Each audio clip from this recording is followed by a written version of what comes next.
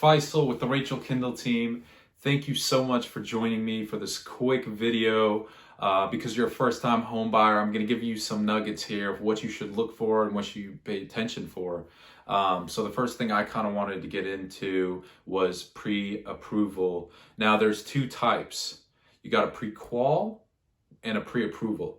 A pre-qualification is basically based off stated income and, a brief look at your credit report. What you want is a pre-approval. This means that the lender has looked at your tax returns. They have briefed you to purchase a home. A pre-qual is kind of a generic thing some lenders send out that they didn't really dive deep into your report and see if you're actually pre-approved. So make sure it's a pre-approval, not a pre-qual. Now, looking to purchase a home, there's a couple expenses you got to keep in mind. Due diligence is one, earnest money is one, and also inspection.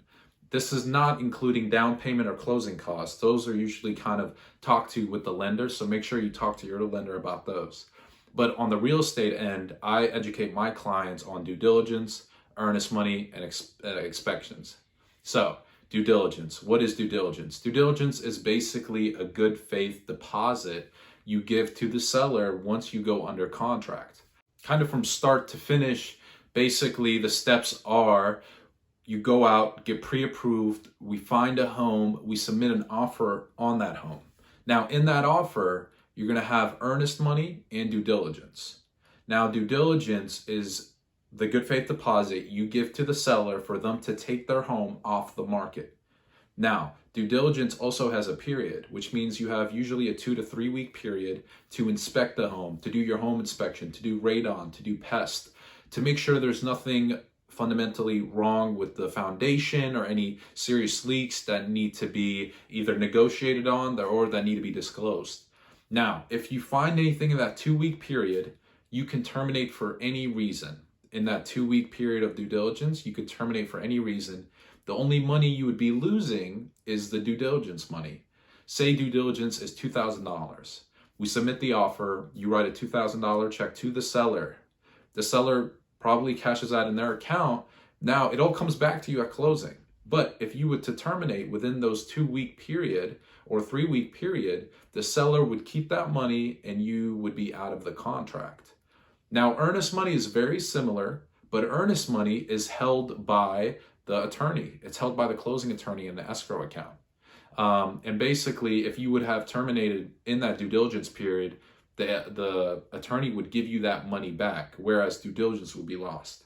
Now, there is a way to lose both due diligence and earnest money deposit, and that's if you terminate after your due diligence date. So we go under contract. You have 2 to 3 weeks to inspect the home, make sure everything's good to go.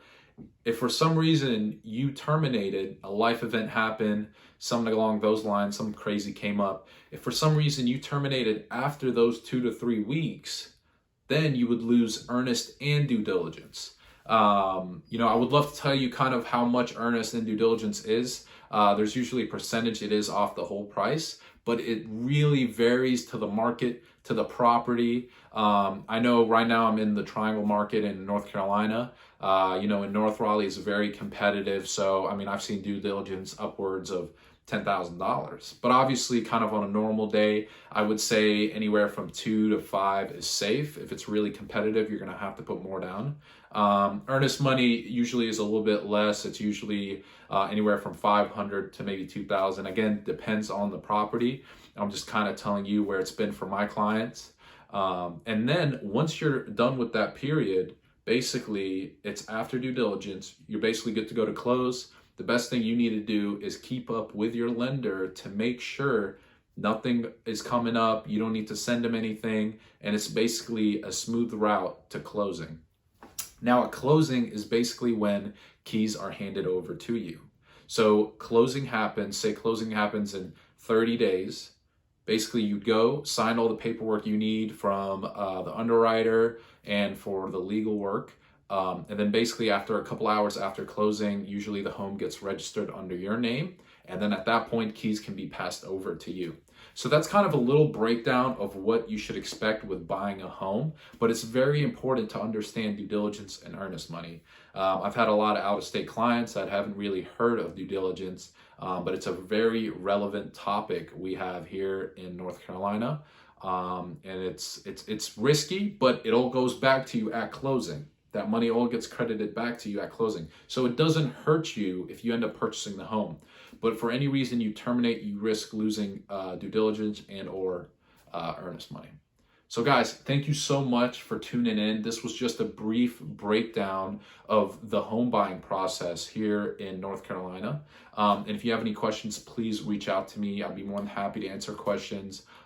Even if you're not in the market for a home, if you need a vendor, if you need some type of plumber, anything like that, give me a call. I have connections throughout the triangle and I would love to share them with you. Again, this is Faisal Marhi with the Rachel Kendall Team, and my goal is to be your preferred agent, your preferred realtor. So DM me for any questions, and thanks so much for tuning in.